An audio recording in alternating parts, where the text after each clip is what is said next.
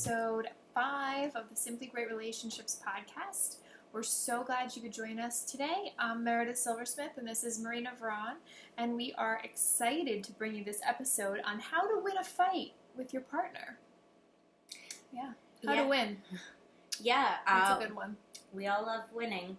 We do love winning, so just listen and find out. Make sure you stay with us till the end because we've got a really good bonus for you, and we'll tell you how to get it. Yeah, so winning fights. I think that, fighting is something that all couples do, right? Yeah. Even the healthiest, happiest, most connected, awesomest couples still have fights, and that's okay. Fights have a function. They allow us to display some anger. They kind of give us that visceral, quick fix to release and unload and kind of let us move on. But I think there's this, really big misconception, and tell me if you've encountered this, that, for a fight to end successfully or, a fight only went well if there's, a clear, distinct resolution at the end, and that, and that's it. And that a fight is about who wins and who loses. And that, a fight is not about, a repair attempt afterwards. Right. A fight is about a winner and a loser. Yeah. Or about, this clear-cut, action step-oriented resolution. Yeah, I would agree with that. I think the winner-loser concept is really big, at least in the couples that I work with. You know, when you're getting into a fight, you feel like there's got to be an outcome. Someone's got to call it. Someone's got to be able to walk away and say, all right, I got that one. That one was mine. So we're here to tell you today that that's not the case. Yeah, that's definitely not the case. You know how I like to think about it is when you're in a relationship, you're one unit. Mm-hmm. So it's either both of you win or both of you lose. Mm.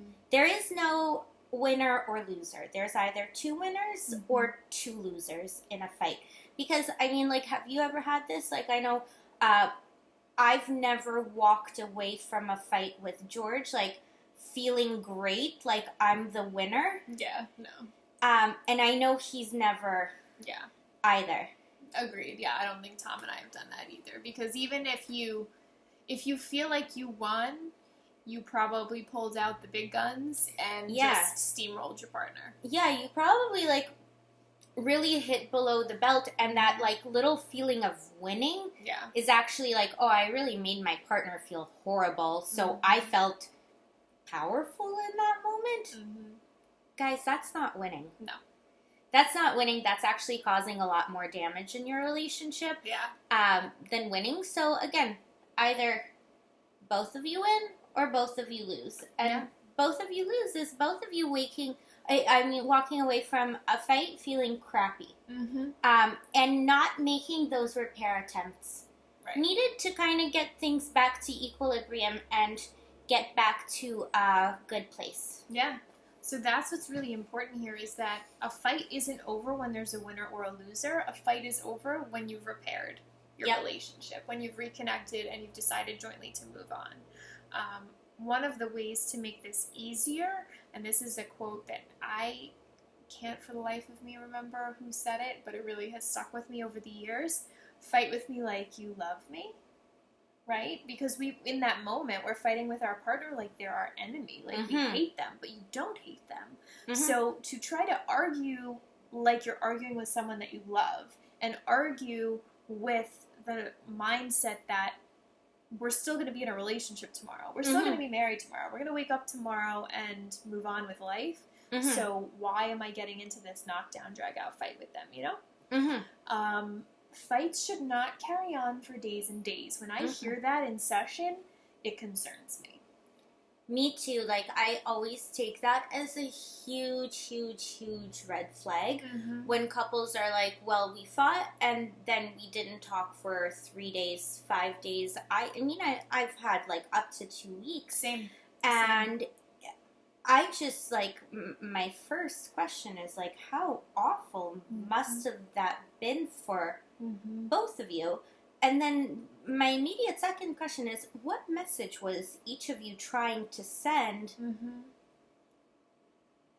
by doing that? Yeah. Yeah, and I think what I usually hear from that question is, well, I wanted him to know how hurt I was. Or I wanted him to know that I was still angry, or I wanted her to know that what she did was really wrong. And sometimes I hear I wanted to punish her. Yeah.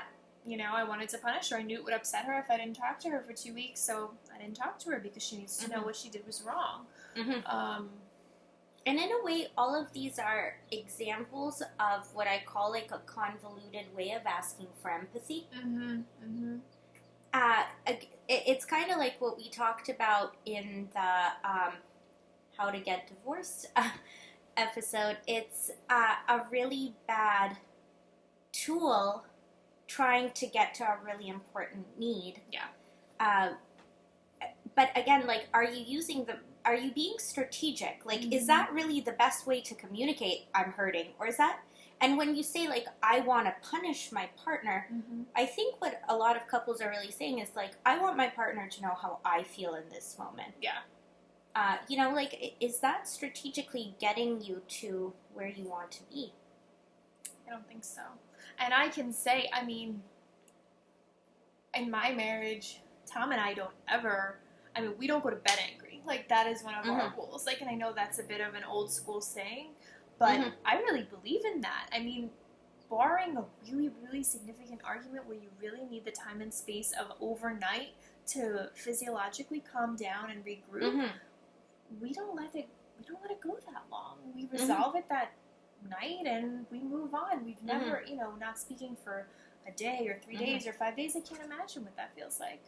By resolving, do you mean writing out a contract of actionable steps that both of you sign and agree to and start executing right away? I don't mean that. I don't mean that. When I say resolving, I mean that we agree to move on.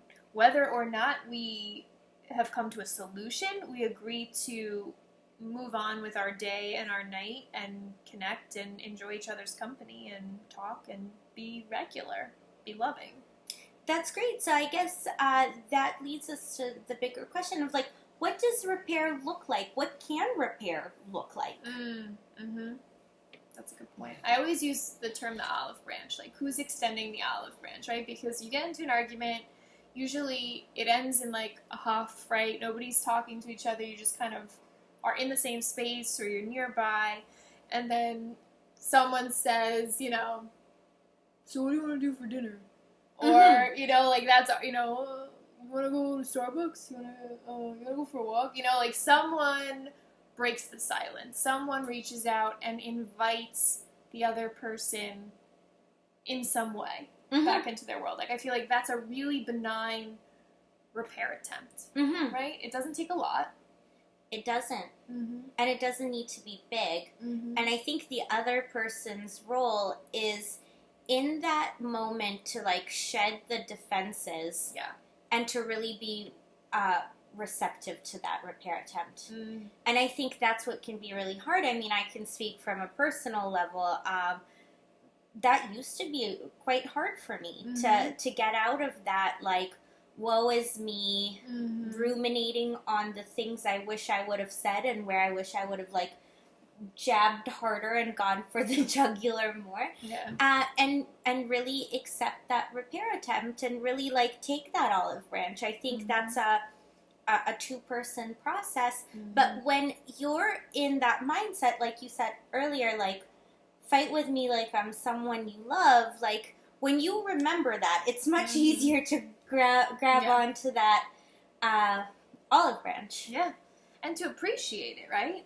To appreciate, if you think about the fact that when you hear that from your partner, to frame that as, my partner cares about me so much that he or she just put aside their feelings, put aside their frustration, their anger, and invited me into their world again. Like, that's pretty big. Because I know a lot of couples look at it as, well, they're just trying to pretend everything's fine and everything's not fine.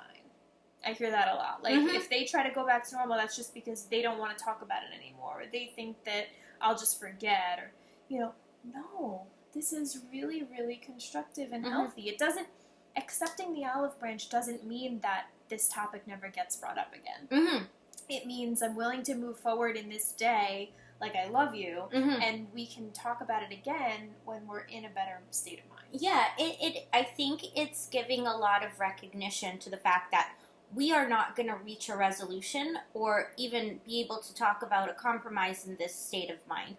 So let us get back to equilibrium. Let us get back to baseline so we can get to a place where we can broach this again in a way that's going to feel a lot more constructive. So in a way, it's like the complete opposite of we're avoiding talking about it. Yeah. It's being strategic and saying, let's create the environment where we can talk about it in a way that's much more conducive to getting somewhere, to getting to empathy, to getting to understanding, to getting to compromise. Yeah, absolutely. Because I don't know about you, but I've never seen a successful act of compromise or empathy or validation when two people are yelling at each other. No, that tends not to happen. That's not going to happen. So it's really a good thing.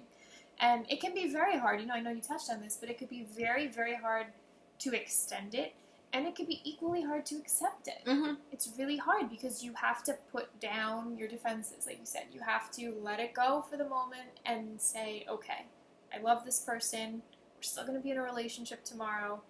Yes, let's talk about dinner. Yes, let's go for a walk. Sure, let's do that, right? And move on. One of the ways that I talk to a lot of my couples about how to implement this is for both partners to make a commitment. I commit to accepting the olive branch if you extend it. And that makes it, if you know your partner's going to accept it, it's a bit easier to extend it, right? Because what's really, really hurtful is when one person says, hey, what do you want to do for dinner? And their partner doesn't respond. Or says something not so nice back to that. So rejecting, right? You just made yourself vulnerable. In a way, extending that olive branch is like a real act of vulnerability. You're really putting yourself out there saying, like, I've shed my defenses. Yeah. So, talk about rejection. Yeah. It can be really, really hard and how likely are you to try that again? Yeah. None of us are gluttons for punishment who want rejection over and over again. So that's why I think it's really important when the olive branch is extended to really accept it. 100%. So both partners committing to that is very helpful. The other piece is you have to get into the mindset, right? I mean, we talked about flooding in episode 4 and how to handle it. This totally applies. You have to get in the mindset. You have to physiologically soothe your body so you can turn off your fight or flight response. You can get in your rational brain. You can get back your sense of empathy. And you can make an informed decision of extending or accepting that olive branch. Exactly. Really important. And I think to go along with that, getting into that mindset, again, I think for some people who may be a little new to this or this may be a new concept to that, accepting the olive branch doesn't mean that the disagreement is resolved. It just means you're moving in a positive direction. So I know if it's like a really big issue for you and you feel like it's unresolved and it's so dysregulating and it's so frustrating and you're just like, I just want a solution here. Yeah. Right? Like, the reality is you're not going to get to that solution being up here. No. So extending the olive branch is not you losing. It's not you being weak. It's not you, losing your ground on an issue that's really important to you. It's really you saying, I want to get to a place where we can talk about this. Yeah, definitely. It's really, and it can be frustrating. Like, by no means are we saying this isn't frustrating. It's absolutely. It's frustrating. It's difficult. It's probably a shift in how you're thinking about arguing than what you may have been thinking before. But this is reality.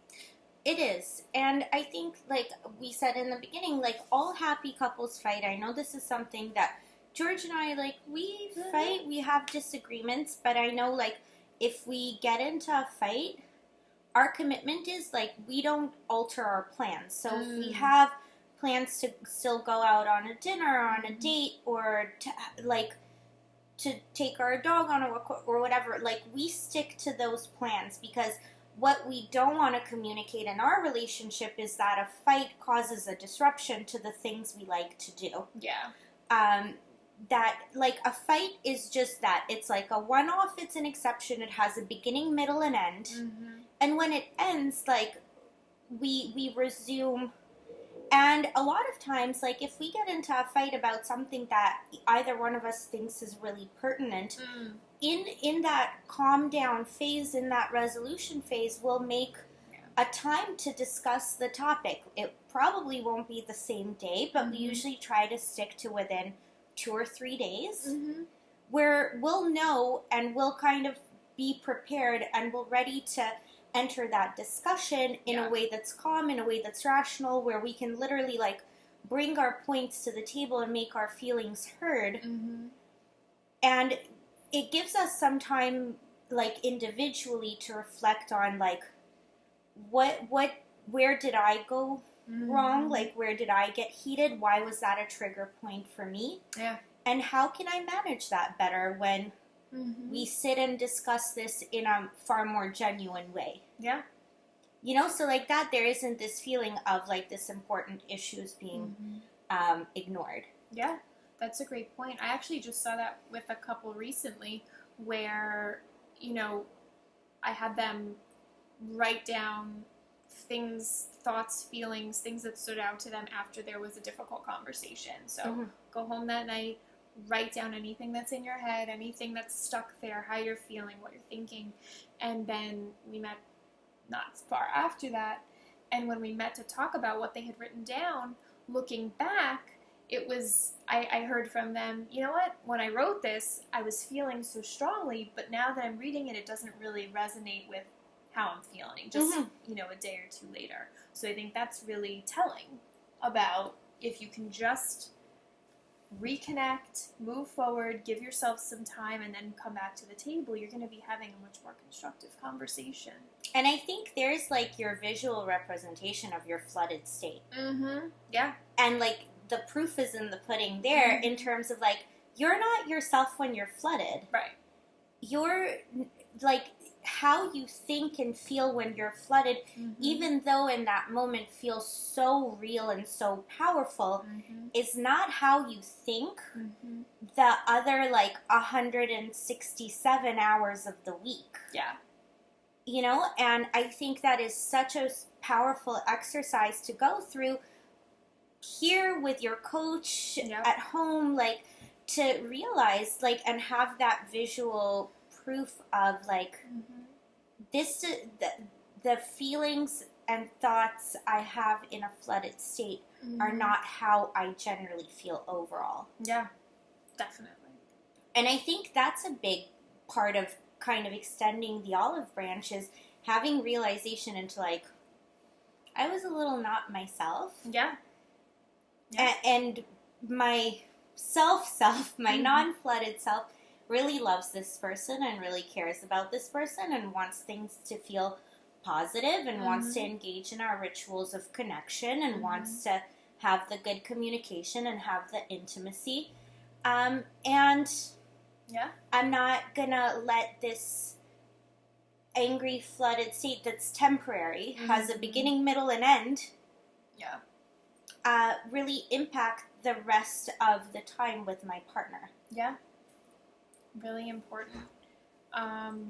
This is a really, really big one. You know, being able to resolve an argument, being able to not let it drag on and on. This is a really foundational component of having a simply great relationship. And, you know, we hope that you don't just listen to this episode, but take the tools and start implementing them right away. We've made it easier for you because we've created a really great PDF, the win-win end to an argument guide, so how to walk out both being winners. And you can get that on our website at simplygreatrelationships.com/005. So we hope you go and download it and take that with you. Let's talk about takeaways. Let's talk about takeaways. Oh my gosh. What's your big takeaway from, resolving fights, ending fights, not letting fights drag on or be super impactful? I think what you shared actually I feel like it's very tangible if you put it that way of we don't let fights change our plans, right? Mm-hmm. If we have plans, because as you were saying that, I'm thinking of couples or even myself many years ago, thankfully, well, then I'm not going, right? Mm-hmm. We had a fight or I'm mad at you or da-da-da, so let's just not go. Let's stay home and be angry. And that cycle of disappointment and withholding positive experiences and it's kind of spiteful in some ways. Yeah. That cycle can be really, really strong. So I think that that's a great way to conceptualize it. Not letting an argument change what you already had planned is a really black and white way to take a big step forward in this area. Yeah, and I think all it does, because I used to totally be that person who's well, I'm not going, I'm not doing this, I'm not in the mood now. Yeah. And I would sit and ruminate in my own hurt feelings. Yeah. And it didn't get me to where I wanted to be. I realized I'd sit and, sulk in these horrible feelings, and I didn't want to feel that way. Yeah. And the reality is, I have control over how I feel the large majority of the time. And, how many times has it happened to you that, you didn't really want to go out and maybe you weren't in the mood because you did kind of, have a little tiff that day, but you went out and you had a great time and it was really connecting and it was awesome and you're like, oh, I'm so happy we went out. Yeah, absolutely. Yeah, and I think that happens to a lot of couples, so you really, need to give that credit. Yeah, absolutely. That's a really big one. What about for you? What's your takeaway? My takeaway is what you talked about, which is, writing down what your thoughts and feelings were in that flooded state to, really see this is not how I feel 2 days later. Yeah.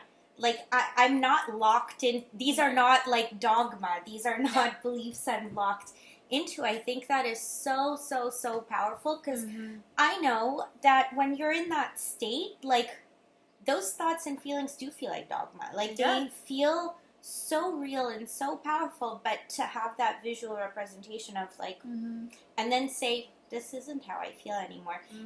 And to be able to connect with that moment. Yeah. Can be I think it can be de-escalating. Yeah, absolutely. So that you're not getting to that flooded state. And I think it can just be such a valuable tool to say, just because I felt that way then doesn't mean I feel that way most of the time. Absolutely. I think that's a great one too. Yeah. I like how we can take away from each other. And we spend a lot of time talking. This is not the only time we chat, so this is really fun to learn new things. Yeah. For sure. Well, we hope you're having as much fun as we are. That's all for today. So we hope you take these tips and start using them right away. Definitely go back and download the Win-Win End to an Argument Guide. We think it'll help you a lot. And, we'd really like to continue the conversation with you in our private Facebook group. We're going to hook you up with tips, tricks, and live streams exclusively for our members. You can find the group and join us at facebook.com/groups/simplygreatrelationships, or you can go to our website, simplygreatrelationships.com, and click the link. We hope you'll join us there. Ask any questions you want. We'd really love to hear what strategies you've been taking away and using and how it's been going, because it's always interesting to hear feedback and see how different couples integrated into their relationships in different ways. Yeah, how you're applying things and how they're working in your relationship. And if we're missing stuff, if you're doing awesome stuff and we're not touching on it and we need to share it with the universe, we'd also love to hear from you. Absolutely. So definitely get in there and let us know what's going on. Until next time, have a good week and we'll catch up with you soon. Bye-bye. Bye.